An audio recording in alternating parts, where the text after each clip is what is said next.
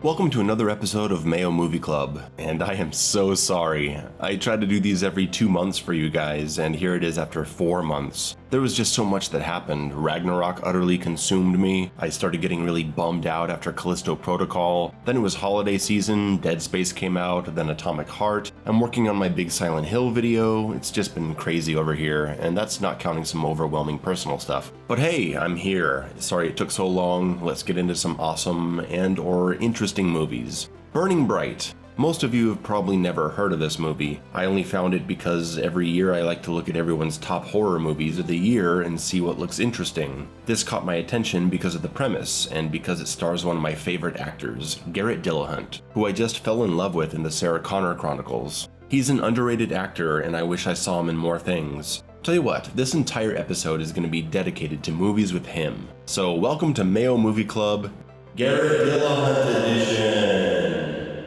So, Burning Bright is certainly not the greatest movie ever. I mostly just like it for the premise. It's a thriller centered around a gimmick, and it succeeds based on strong filmmaking and performances. Burning Bright centers around a girl who's setting off for college, and she's taking her autistic brother, played by old Wyatt Langmore from Ozark, to a hospital for him to stay at, but the money that was in her account is suddenly gone. Turns out her stepfather, Garrett Dillahunt, spent it on a tiger for his safari. When she goes to confront him about the money, a hurricane is coming into town, so she ends up staying at his house, which he has already reinforced for the storm, and he uses this opportunity to get rid of his pesky stepchildren. While they're sleeping, he slips the tiger into the house and seals the door. And just like that, we have a perfectly horrific situation. A young girl trapped in a house during a hurricane, no phones, with a wild tiger and an autistic boy that can't stay quiet.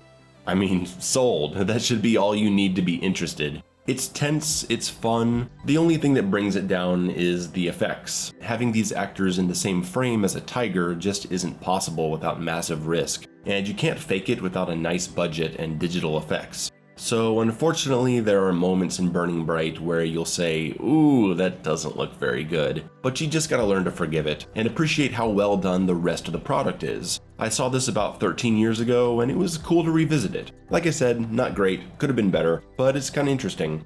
Next up on the Garrett Dillahunt love train is The Road, starring Viggo Mortensen of Lord of the Rings fame. Though if you really want to see him shine, watch A History of Violence. Another recommendation. The Road is a very bleak movie. Post-apocalypse, a man and his son making their way to the coast, following a sign of hope. The story tells their journey as they encounter obstacles and endure many hardships. Beautifully shot and maybe hard for someone to enjoy if something like this depresses you. It's definitely worth a watch though. Garrett Dillahunt appears as a member of a group of raiders that do awful things, the kind of people you would expect to survive in these conditions. You may be sensing a trend here. He plays a bad guy. Terminator, shitty stepdad, leader of the savages. Some of you may know him from the amazing HBO Western series Deadwood, where he plays a real piece of shit. And in the next movie, the pattern continues. The Last House on the Left. Jesus, this movie.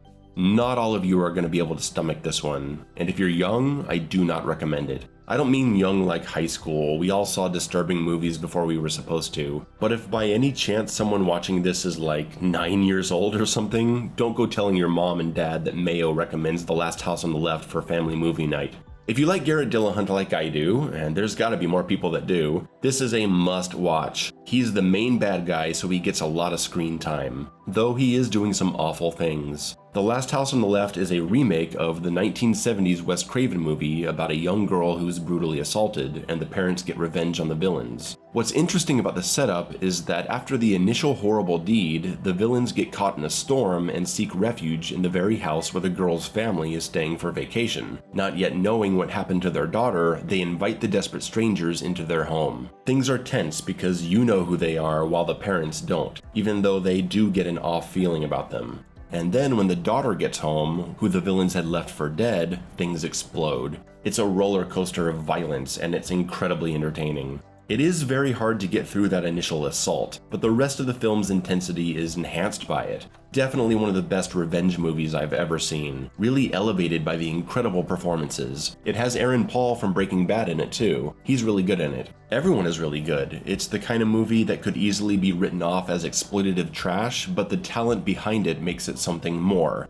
It unfortunately has a tacked-on ending that ends up cheapening it. I choose to ignore it and consider the movie already finished before it happens. I've never seen the original, maybe I should, so I don't know how to judge it as a remake. I believe the tone is different. But I think this is a solid movie. Dillahunt is fantastic in it, and I'd like to quote the director on the casting of him. We were casting for Krug, and everyone was coming and doing the squinty eyes and growling. And Garrett brought this intensity, this evil which is not premeditated. And when that evil emerges, it's even stronger because it comes from a real human who's very angry. It doesn't come from someone who just decided to be bad. That's what makes Garrett Dillahunt so good, his subtleties, how hard he can be to read sometimes, and the evil he hides. That's what's so good about his performance in the Sarah Connor Chronicles. When the original Terminator explodes and spends the next episodes rebuilding itself, it takes a new face, that of Dillahunt. But the damage he suffered causes him to act abnormal. He's not just the emotionless Terminator we're used to seeing. There's something malfunctioning in his head, just a bit. And the way he portrays this in his face is simply brilliant.